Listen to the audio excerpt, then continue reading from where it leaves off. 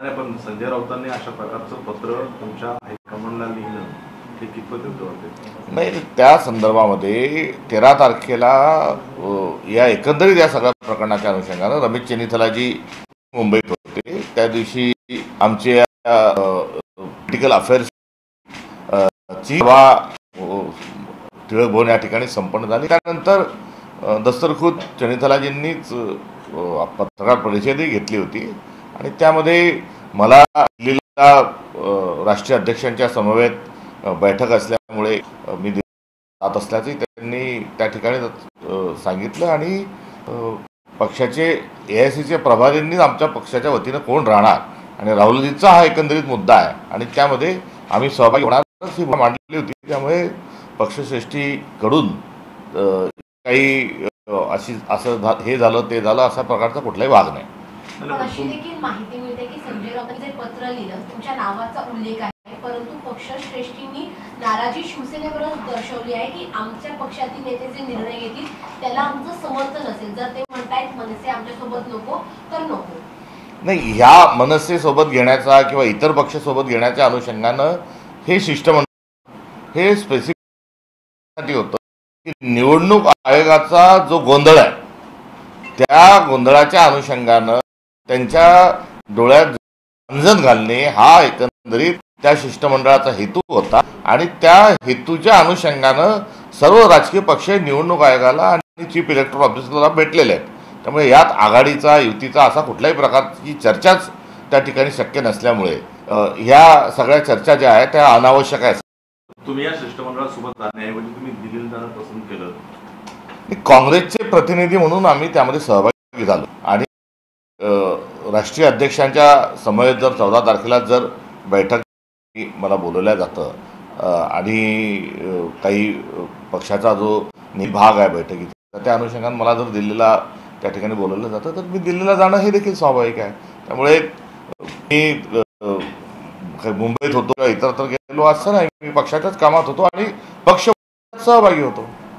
संजय राऊतांनी यापूर्वी कुठल्याही काँग्रेस नेत्याबद्दल थेट पत्र लिहून तक्रार केलेली नव्हती. तुमच्या बाबतीत मात्र असं पहिल्यांदाच घडलेलं पाहायला मिळतंय की तुमच्या महाविकास आघाडीमध्ये असणाऱ्या शिवसेनेनं काँग्रेसची तक्रार केलेली आहे.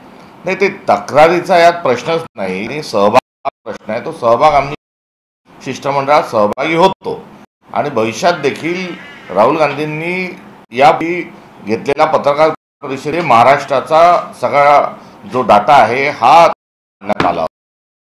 पत्रकार परिषदेत देखील महाराष्ट्रातल्या राजौऱ्याचा उल्लेख केला होता. लेख जो लिहिला होता राहुल गांधींनी त्यामध्येही कामठी विधानसभा मतदारसंघाचा उल्लेख होता. नंतर दस्तरखुद देवेंद्र फडणवीस यांच्या मतदारसंघाचीही माहिती त्या ठिकाणी होती. त्यामुळे एकत्रित या सगळ्या विषयाच्या अनुषंगानं काँग्रेस पक्षाने विभाग स्वतंत्ररित्या स्थापन केलेला आहे आणि त्याविषयी जी माहिती आहे त्या माहितीचा अनुषंगानं निवडणूक आयोगाला आम्ही स्वतंत्ररित्या भेटलो, मंडळ म्हणून भेटलो. जी आमची माहिती आहे ती आमच्या मित्रपक्षांसोबत अर्थात उद्धव सोबत आणि शरदचंद्र पवार साहेबांच्या राष्ट्रवादीसोबतही आम्ही ती सगळी शेअर केलेली आहे. महाराष्ट्राच्या 188 मतदारांचा जो डुप्लिकेट नावं असल्याचा ट्रिप्लिकेट नावं असल्याचा डाटा आहे तोही आमच्या जो उपलब्ध आहे. तो पण पेनड्राईव्हमध्ये काल थोरात साहेबांनी तो शिष्टमंडळात गेले असताना निवडणूक आयोगाला जवळ त्या संदर्भात देखील माहिती दिलेली आहे. या सर्व गोष्टीमध्ये आम्ही पुढाकारानं त्यामध्ये आहोत आणि या सर्व मुद्द्यांमध्ये आमचा सहभाग जो आहे हा राहणारच आहे. सर, पण आपण पाहिलं की निवडणूक आयोगाच्या विरोधामध्ये विरोधकांसह मनसे सुद्धा एकत्र पाहायला मिळाली. जर निवडणुकीमध्ये असं चित्र दिसलं तर सगळ्यांना फायदा होईल असं वाटत नाही?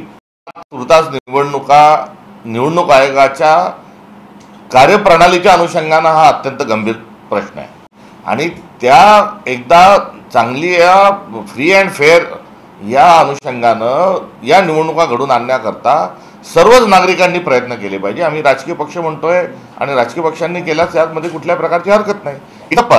इंडिया अलायन्सचे घटक कोण असतील काय असतील हा जो निर्णय आहे हा निर्णय राष्ट्रीय स्तरावर हा होणार आहे. राष्ट्रीय स्तरावर म्हणजे दिल्लीवर असेल असं नाही, कारण इंडिया अलायन्सचे देशभरात पार्टनर्स आहेत आणि या सर्वांच्या समवेत नवीन त्या ठिकाणी कोणता सहयोग घ्यायचा पक्ष घ्यायचा हा निर्णय जो आहे हा देशभरातल्या नेत्यांशी चर्चा करून तो होणार आहे आणि त्या चर्चेच्या अनुषंगानं पुढे जे काही प्रस्ताव येतील, मुद्दे येतील, भाष्य करणं ठीक राहील. पण राज ठाकरे एक आक्रमक चेहरा आहे, तर त्याचा राज्यामध्ये फायदा होईल कसं? तुम्हाला काय वाटतं, म्हणजे सोबत घेतलं पाहिजे नाही घेतलं पाहिजे? कारण शेवटी केंद्र सुद्धा तुम्हाला विचारणार ना दिल्लीमधून. त्याचे सगळे जे अधिकार आहे हे राष्ट्रीय स्तरावर आहे, इंडिया अलायन्सच्या अनुषंगाने. इंडिया अलायन्सच्या कन्व्हिनरकडून या संदर्भात कारवाई जेव्हा होईल त्यावर याच्यावर अधिक भाष्य करणं योग्य राहील. पारपत्र जे आहे ते जर काढायचं असेल तर पारपत्र योग्य ठिकाणूनच काढावं लागतं. डीपीके कसं करायचं हा पोलीस तो नंतर देतो. त्यामुळे हे सगळं जे आहे हे काही अशी शासकीय अशी प्रणाली नाही. त्यामुळे ही असा झालं तर ते, हे झालं तर ते. त्यामुळे जेव्हा इंडिया अलायन्सशी संबंधित कोणता पक्ष त्या ठिकाणी आल्यानंतर त्याला मित्रपक्ष म्हणून त्या पक्षात हे संयुक्तिक राहील. संजय राऊतांनी तुमच्याबद्दल नाराजी व्यक्त केलेली आहे. तुम्ही थेट संजय राऊतांशी संवाद साधणार आहात का किंवा यापूर्वी काही बोलणं झालं आहे का? संजय राऊत साहेब जे आहेत ते इंडिया अलायन्सचे आणि महाविकास आघाडीचे एक नेते आहेत. त्यांच्याशी यापूर्वी देखील पुढे देखील त्यांच्याशी संवाद करत असताना मला आनंदच होईल आणि अशा प्रकारचा कुठलाही त्यांच्या संदर्भात न बोलण्याचा किंवा अडथळा असण्याचा काही हे प्रश्न नाही. जरूर त्यांच्याशी मी दिवाळीच्या शुभेच्छा या देण्याकरताही मी त्यांना फोन करेल आणि यथावकाश मी त्यांच्या भेटीला देखील देईल.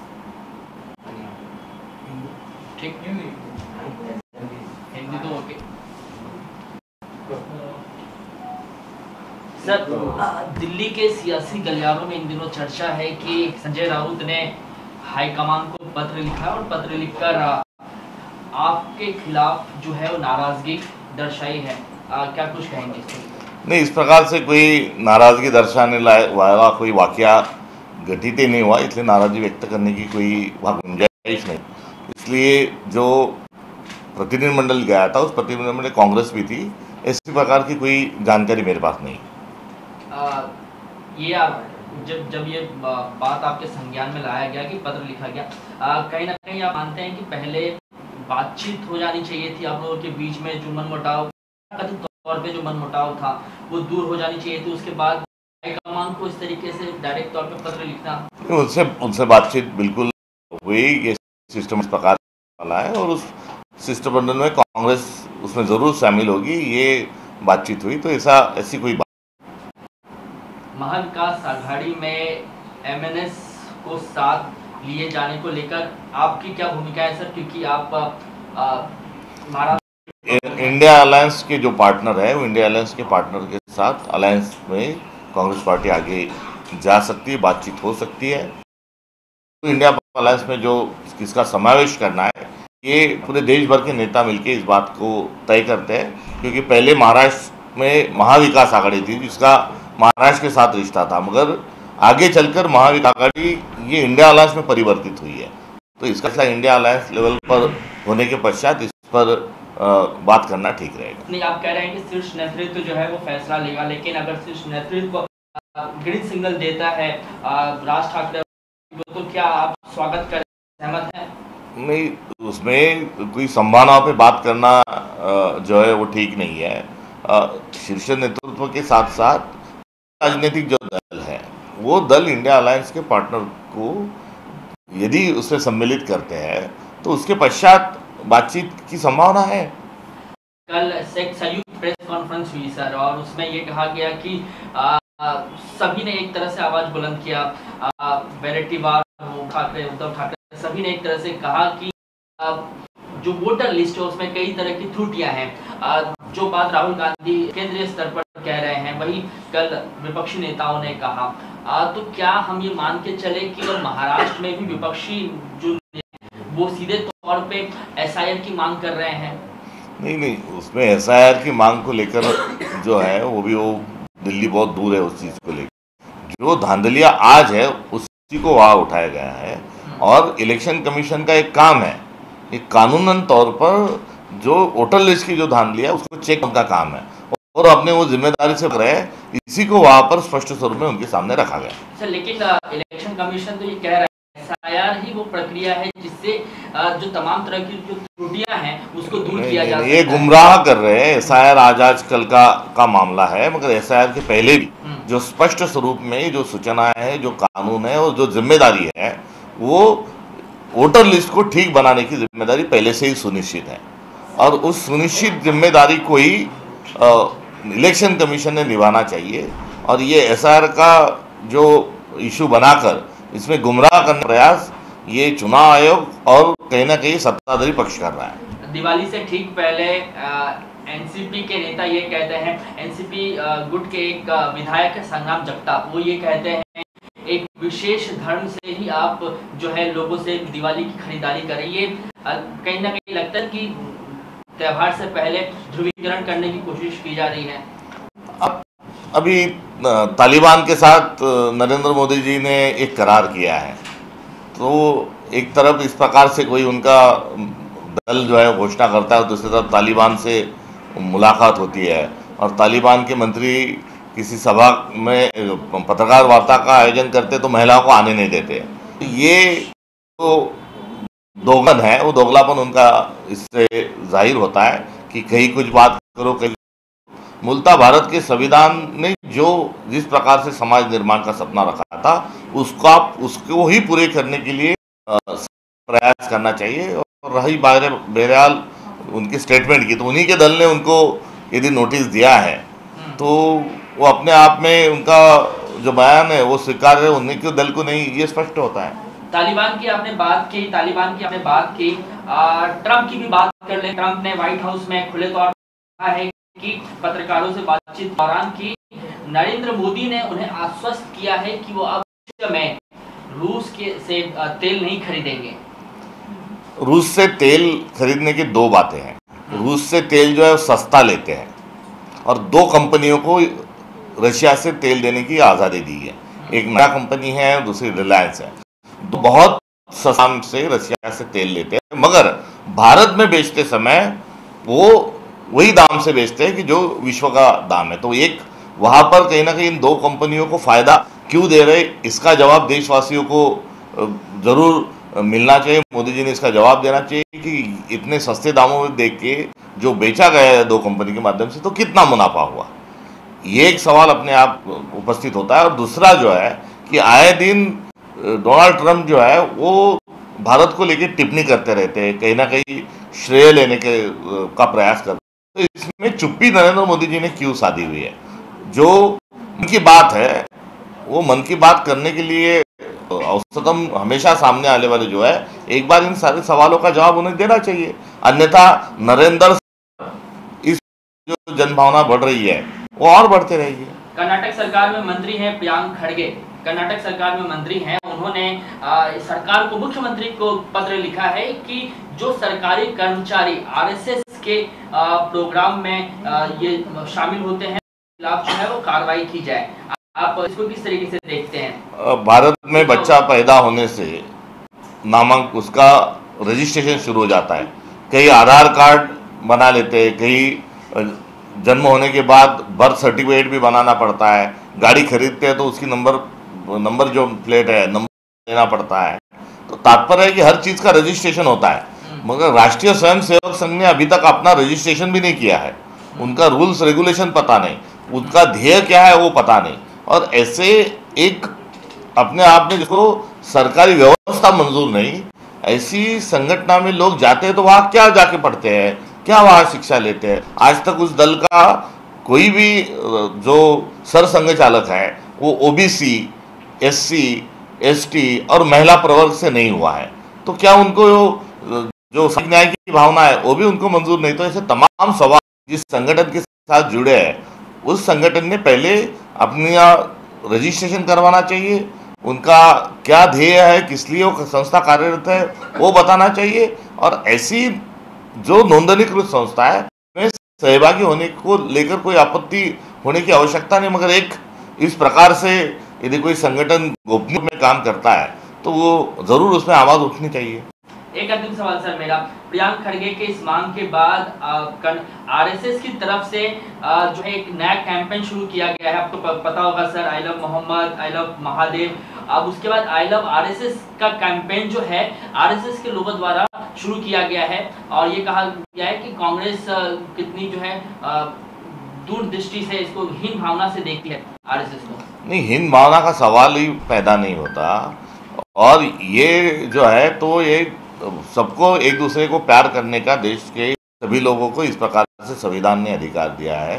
और रही बात राष्ट्रीय स्वयंसेवक को 100 साल पूरे होने के पश्चात जब नागपुर में उनका उनके दल का जो संचलन हुआ, उस वक्त उन्होंने गांधी के पुतले के पास आकर ही मानवंदना दी।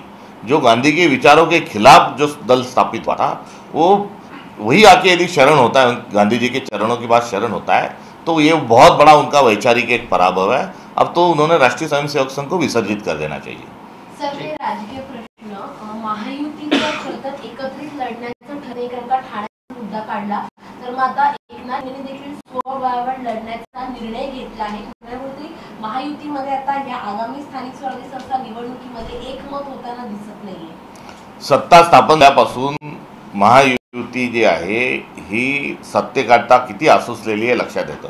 ते विचारांच्या अनुषंगाने नव्हे तर केवळ एक सत्तेच्या साठी झालेले गठबंधन आहे आणि हे एक बंधन नसून हे एक टोळी युद्ध यांच्यामध्ये सुरू झालेलं आहे आणि हे गँग सरकार आहे। यांचा हा मान अपमानाचा, रुसव्या फुगव्यांचा आणि निर्णय होणे रद्द होण्याचा हा जो खेळ आहे हा निरंतर पाहावा लागणार आहे आणि स्थानिक स्वराज्य संस्थांच्या निवडणुकीमध्ये यांची बिघाड झाली याचं स्पष्ट स्वरूपामध्ये लक्षात येईल।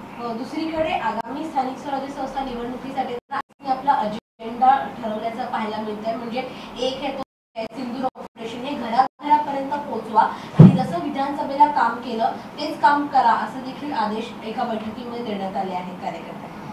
100 वर्ष पूर्ण होत आहेत आणि 100 वर्ष पूर्ण झाल्यानंतर त्यांनी 100 वर्षामध्ये जे द्वेषाचं मत्सर पसरवण्याचं जे एकंदरीत काम केलं, त्या अनुषंगानं कुठेतरी आता त्या सगळ्या पापातून मुक्त होण्याकरता आपण काय केलं पाहिजे याचं चिंतन संघाने करणं आवश्यक आहे। फार चांगली गोष्ट आहे की महात्मा गांधी चौक नागपूर या ठिकाणच्या पुतळ्याला च्या समोर दस्तरखुद सरसंघचालकांनी उभं राहून महात्मा गांधींना वंदन करून त्यांच्या चरणावर मानवंदना स्वीकारलेली आहे। म्हणजे गांधी हे शिरसावंद्य आणि वंदनीय प्रातवर्णीयच नव्हे तर आता संघाच्या संचलनामध्ये आम्ही त्यांना अभिवादन करू ही भूमिका संघाने घेतली आहे।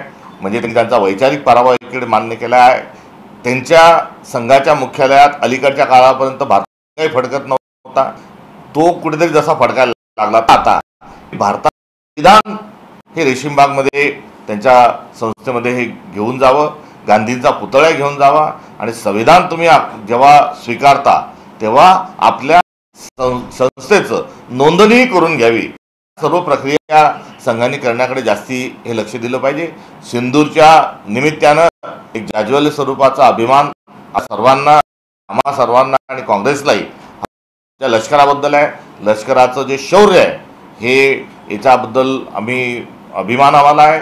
हे ऑपरेशन सिंदूरची माहिती द्यायला आल्यानंतर एका महिलेच्या संदर्भात त्यांचा मंत्री अत्यंत खालच्या पातळीवर टिप्पणी करतो, त्यांच्यावर कुठल्याच प्रकारची कारवाई ही होत नाही। तिकडून डोनाल्ड ट्रम्प जे आहेत हे सारखे या संदर्भामध्ये जे वक्तव्य करतात त्या संदर्भात कुठेही पंतप्रधान बोलायला तयार नाही साधलेली आहे। तर कुठे आपले विमानं पडल्याच्या संदर्भात रफेल कंपनी तिथून फ्रान्समधून दावा करत असेल किंवा आपले लष्कर प्रमुख काही सांगत असतील, ही लढाई सुरू होण्याची आम्ही बोललो असो, म्हणजे बराच मोठा जो भाग आहे तोही या निमित्तानं त्यांनी घरोघरी जाऊन सांगावा, म्हणजे जेणेकरून पुढच्या काळामध्ये सुरक्षिततेच्या अनुषंगानं राजकारण होणार नाही। त्यामुळे सिंदूरचा मुद्दा जेवढे उपस्थित करतील तेवढे हेही प्रश्न आपसूक उपस्थित झाल्याशिवाय राहणार नाही, त्यामुळे ते या भानगडीत पडणार नाही असं मला वाटतं। संजय निरुपमने असं म्हटलं आहे की मनसे ही उत्तर भारतीयांना नेहमी मारपीट करत असते, त्यांना निशाणा ठेवत असतात, असता काँग्रेसला मनसे मान्य आहे का? कोणी विचारलं? संजय निरुपम। ते आता कोणत्या पक्षात आहेत हे काही मला माहीत नाही, मात्र मान्य आणि अमान्याचा विषयच उपस्थित होत नाही, अशा प्रकारचा कुठलाही प्रस्ताव हा आलेला नाही। सर, एक शेवटचा प्रश्न, आमदार निवासचं जे कॅन्टीन आहे त्याला आता क्लीन चिट मिळालं आहे। आपण पाहिलं की संजय गायकवाड जे आमदार आहेत शिंदे गटाचे, त्याने तिथे जाऊन मारहाण केली होती, अत्यंत लो क्वालिटीचं फूड मिळतं असं आरोप त्यांनी केला होता, मात्र आता याला क्लीन चिट मिळाली आहे त्या कॅन्टीनला। आता ढुशुमचा जो शेवट आहे तो क्लीन चिटवर हा कुठेतरी झालेला आहे। त्यामुळे लाल टावेल गुंडाळून एक घटना महाराष्ट्राच्या जी कानाकोपऱ्यात पोचली आणि तिथे कशी गुंडागर्दी चालते याच्या 2 घटना मागच्या अधिवेशनात झाल्या. एक डिशुम जी आहे ते कॅन्टीनमध्ये आणि दुसरी जी आहे ते विधानमंडळामध्ये हाणामाऱ्या. आता एकंदरीत विधान भवन परिसर आहे, अखत्यारीत येणारा जो परिसर आहे त्यामध्ये गुंडागर्दी तर विधानसभेच्या आत रमी, हे जे चित्र सरकारला मान्य आणि आम्ही कुठलीही कारवाई करणाऱ्यावरही करणार नाही आणि तथाकथित स्वरूपाचं जे निकृष्ट म्हटलं गेलं ते पण निकृष्ट होतं असं म्हणणार नाही. नरोबा कुंजरवाच्या हे एक सरकार आहे. एका चित्रपटाचं नाव हे मनाचे हे सेन्सर बोर्डने नाव दिलं आणि ते नाव दिल्यानंतर आम्ही कोर्टाला जुमानत नाही, आम्ही सेन्सर बोर्डाला जुमानत नाही असं म्हणून जो काही धिंगाणा घालण्यात आला त्या धिंगाणा घातल्यावरही सरकारने कुठली भूमिका स्वीकारली नाही. अक्षरशः गुंडागर्दी करून